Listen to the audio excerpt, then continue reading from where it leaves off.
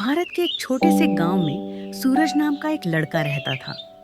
उसका गांव खेतों, तालाबों और कच्चे रास्तों से भरा हुआ था। सुबह होते ही पक्षियों की आवाजें गूंजने लगती थीं और शाम को सूरज ढलते समय पूरा आसमान सुनहरे रंग में रंग जाता था। सूरज का घर बहुत साधारण था, लेकिन उसके सपने बहुत बड़े थे। सूरज के पिता किसान थे। वे हर दिन सूरज निकलने से पहले खेतों में चले जाते और सूरज ढलने के बाद घर लौटते। उनकी मेहनत उनके हाथों की लकीरों में साफ दिखाई देती थी। सूरज अपनी माँ के साथ घर के कामों में मदद करता और फिर स्कूल जाता। स्कूल जाने के लिए उसे कई किलोमीटर पैदल चलना पड़ता था, लेकिन उसने कभी शिकायत नहीं की। गांव के अधिकतर बच्चे पढ़ाई को ज्यादा महत्व नहीं देते थे। कई बच्चे कम उम्र में ही काम करने लगते थे।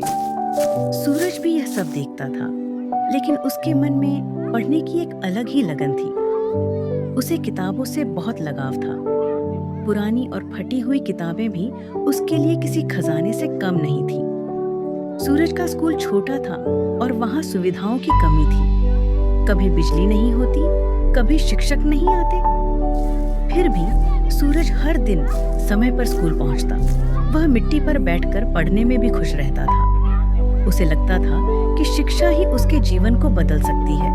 एक साल गांव में भयंकर सूखा पड़ा। खेत सूख गए, तालाबों में पानी कम हो गया और लोगों की परेशानियां बढ़ गईं। सूरज के पिता की फसल भी खराब हो गई। घर की आर्थिक स्थिति और कमजोर हो गई। कई लोगों ने सूरज के पिता को सलाह दी कि वे सूरज को पढ़ाई से हटा लें और किसी काम पर लगा दें। इन हालातों में भी सूरज का मन पढ़ाई से नहीं डगमगाया।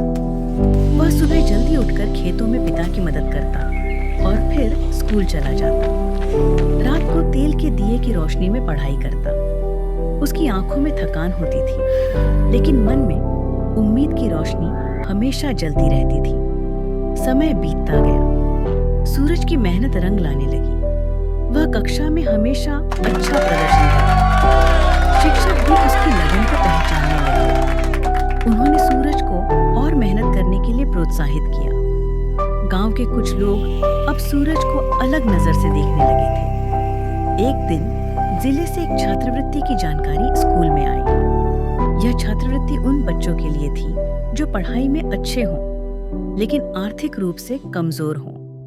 सूरज ने पूरी मेहनत से परीक्षा की तैयारी की। उसने दिन रात एक कर दिया। जब परिणाम आया तो सूरज का चयन हो गया।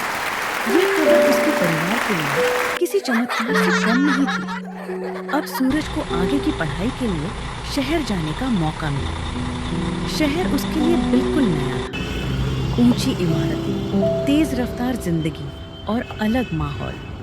शुरुआत में उसे बहुत मुश्किलें हुई, लेकिन उसने हार नहीं मानी। शहर में पढ़ाई आसान नहीं थी। प्रतियोगिता बहुत ज्यादा थी। कई बार सूरज खुद को कमजोर महसूस करता था, लेकिन वह अपने गांव, अपने माता-पिता और अपनी मिट्टी को याद करता। यही यादें उसे फिर से खड़ा कर देती थी। सालों की मेहनत के बाद सूरज ने अपनी पढ़ाई पूरी की। उसने एक अच्छी नौकरी हासिल की। अब वह अपने परिवार की आर्थिक मदद कर सकता था। लेकिन उसके मन में एक बात हमेशा रहती थी कि वह सिर्फ अपने लिए नहीं, बल्कि अपने गांव के लिए भी कुछ करना चाहता है। सूरज कुछ समय बाद अपने गांव लौटा।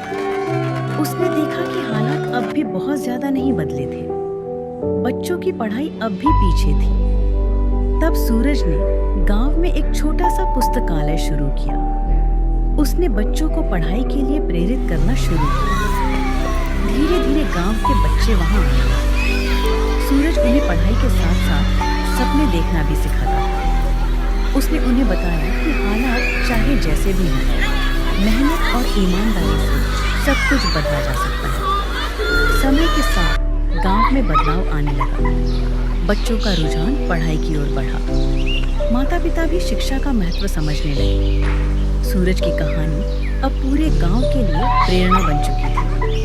सूरज को अब भी मिट्टी की वही खुशबू सबसे प्यारी लगती थी। उसे एहसास था कि उसकी पहचान उसकी जड़ों से जुड़ी है। उसने साबित कर दिया कि छोटे गांव, कम साधन और कठिन हालात भी बड़े सपनों को रोक नहीं सकते। यह कहानी सिर्फ सूरज की नहीं थी, यह हर उस बच्चे की कहानी थी जो सीमित साधनों में भी असीम सपने देखता है।